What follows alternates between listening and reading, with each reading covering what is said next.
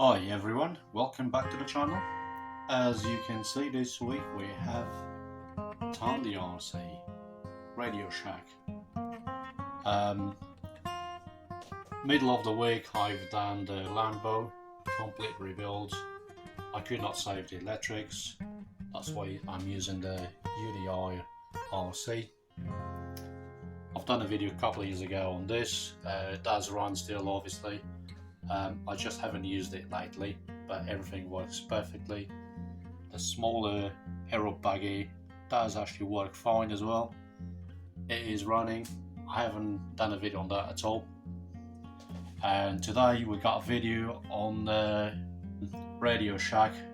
Needed rebuilding really, because everything was a bit dirty and not really running smoothly. Apart from the radio gear, it did work, but I did clean up everything, all the connections and everything, so it's all up and running. Same as a full rebuild on the inside of the car as well.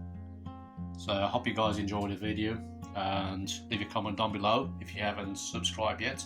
Please do, and I'll catch you on the next one.